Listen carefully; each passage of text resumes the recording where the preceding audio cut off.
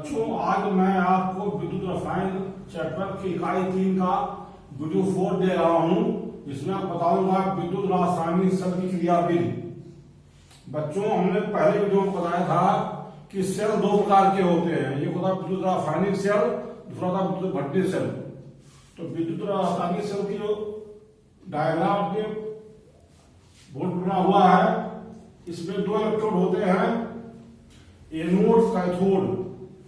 Anode में क्या होता है, जिंक की छड़ है, ये जिंक सल्फेट का सॉल्यूशन है, इसके अंदर डूबी होती है।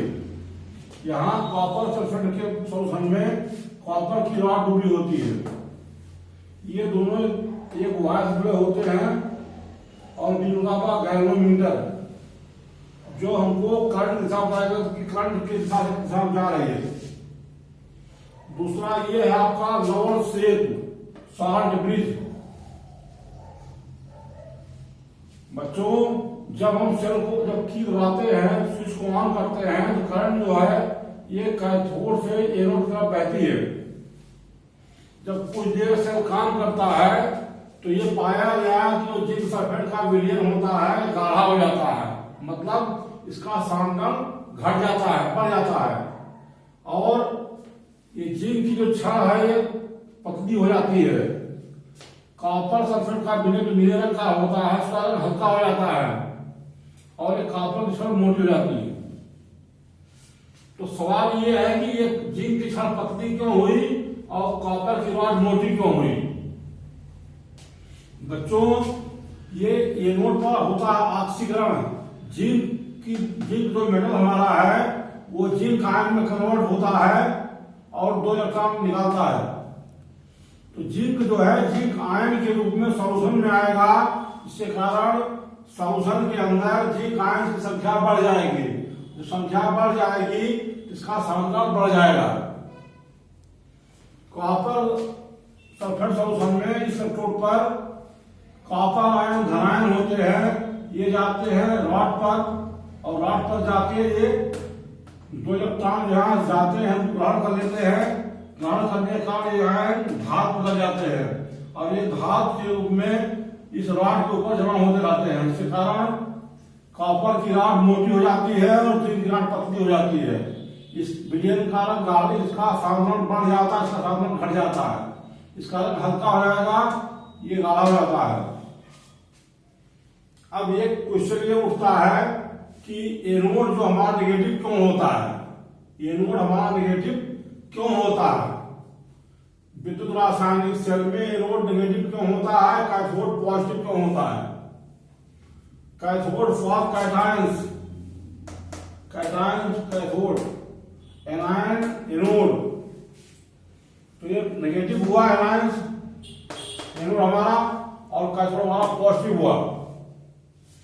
तो क्वेश्चन ये है कि ये हमारा जिंक की रॉड जो नेगेटिव क्यों हुई।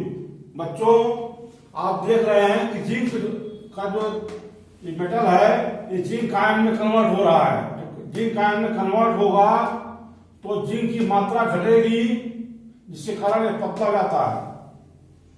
अब सवाल ये है कि जिंक की रॉड नेगेटिव क्यों हो गई हमारी। आप जानते हैं कि जिंक धातु जो है ये जिंक आयन के रूप में कन्वर्ट हो रहा है, इलेक्ट्रॉन निकाल रहा है।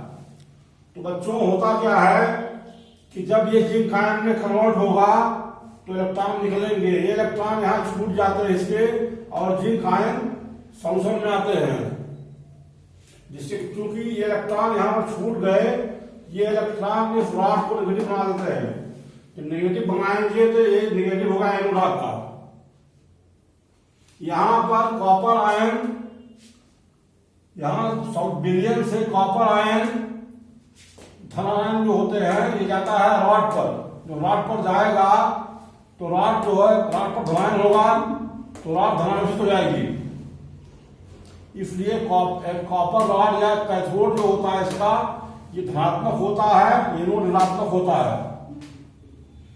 अब आपके दिमाग में एक प्रश्न उठता होगा कि आखिर क्या कारण है कि जिंक जो है जिंक आयन के रूप में गया विलयन में और कॉपर आयन से निकल कर गया रॉड पर, क्यों ऐसा होता है। बच्चों आपको हमने बिलियन चैप्टर पढ़ाया था कि जिसका प्रेशर ज्यादा होगा परासरण दाब पर यह बात निर्भर करती है। यहां पर आयनों का जो दाब होता है वो विलयन के परासरण दाब से अधिक होता है, जिसके कारण आयन जो है क्षण से विलयन में आते हैं। यहां पर आयनों का दाब विलयन के परासरण दाब से अधिक होता है, इसलिए आयन क्षण पर जाते हैं। मैं समझता हूं क्लियर हो गया होगा ये। अब मैं लिख रहा हूं आधार क्रिया, एनोड क्रिया। एनोड पर क्या क्या होता है?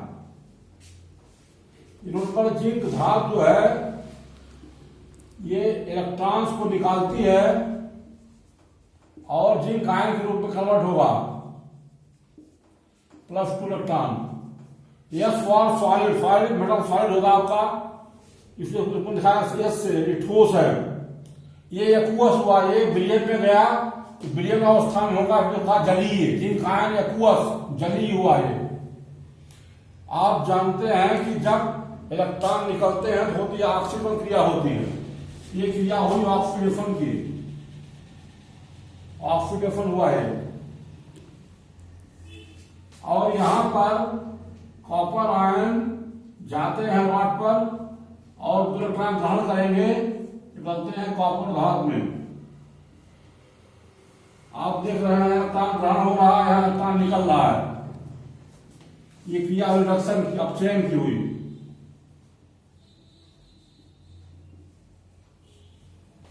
इसको दोनों हम जोड़ दें, ये होगी सेल क्रिया पूरी। जब सेल काम करता है क्या क्रिया होती है? ये क्रिया होती है सेल में, ZnS प्लस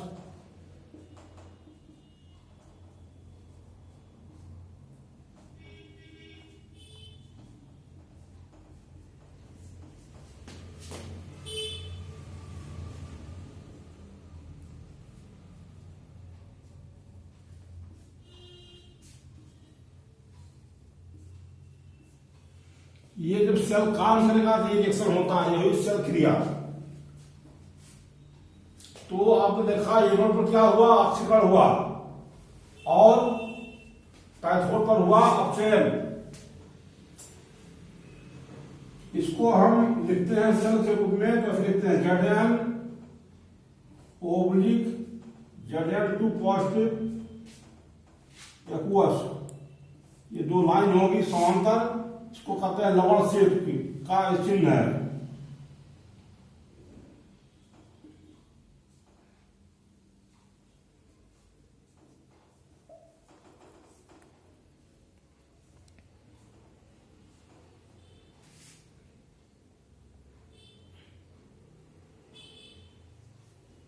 ये सेल क्रिया का तरीका हुआ। ये आप देखिए कि जिंक कन्वर्ट हुआ जिंक कैटायन में, तो zinc slash zinc cation aqueous, ये हो गया आपका। कॉपर एक्वस हो रहा कॉपर मेटल, ये हो गया।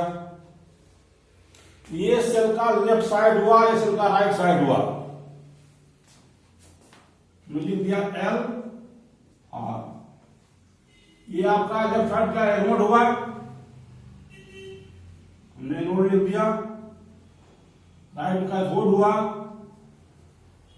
कैथोड लिख दिया। यहां पर क्या हुआ? ऑक्सीकरण, ऑक्सीडेशन हुआ।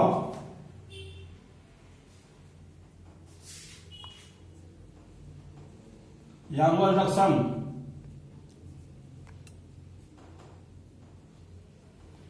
यहां पर आप देखिए नेगेटिव हुआ या पॉजिटिव हुआ, इनको नेगेटिव, ये हो गया पॉजिटिव।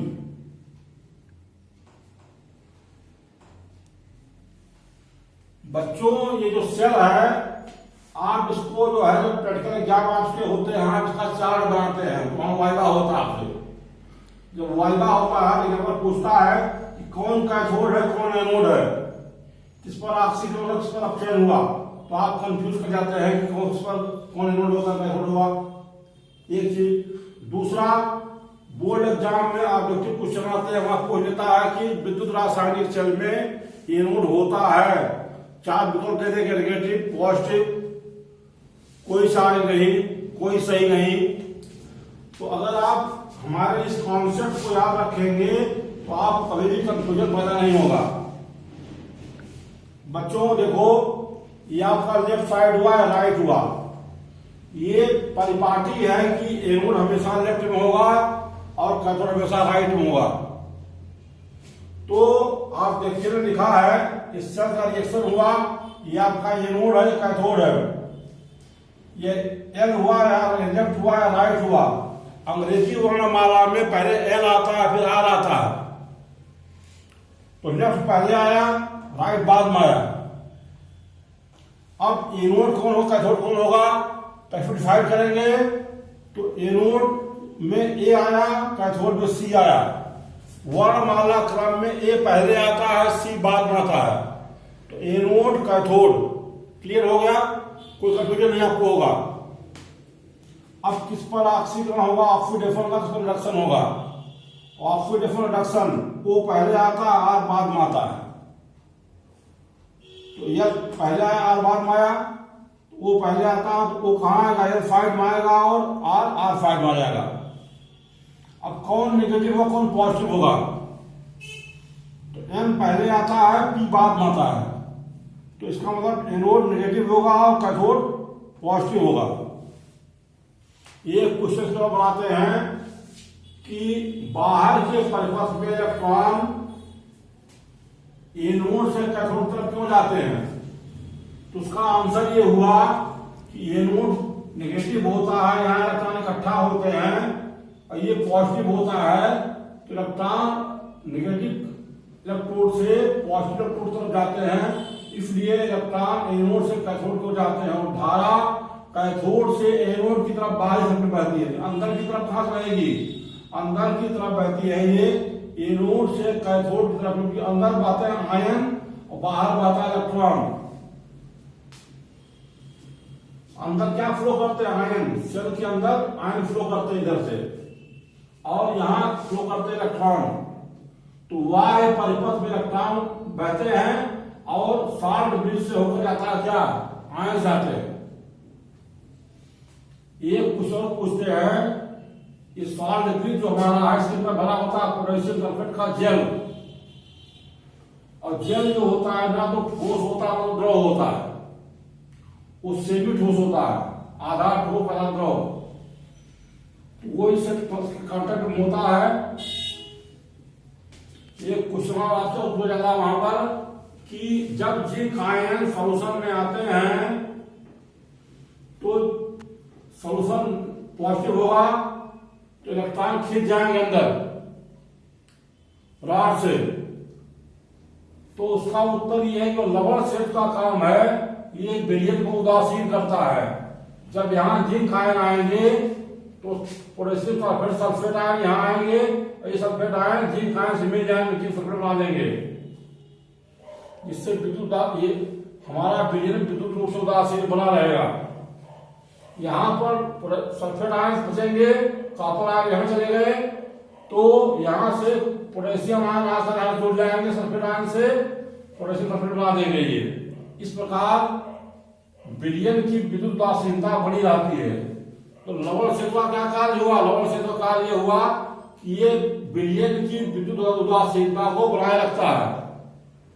मैं समझता हूं अगर आप इस चीज को ढंग से याद रखेंगे, ध्यान रखेंगे, तो आपको कोई कंफ्यूजन एग्जाम में नहीं होगा और वाइवा में आपको अच्छा नंबर मिलेगा। मैं समझता हूं कि आपको ये वीडियो समझ में आया होगा, और आप जो है ढंग से पढ़िए और समझिए, और मेरा जो ट्रिक है इसको याद रखिएगा, तो आपको एग्जाम में कोई प्रॉब्लम नहीं होगी। मैं आपको उज्जवल भविष्य कामना करता हूं, तो आपको सलाह देता हूं, अगर आपको कोई वीडियो पसंद आया हो तो आप इसको शेयर कीजिए, कमेंट भेजिए और सब्सक्राइब कीजिए। धन्यवाद।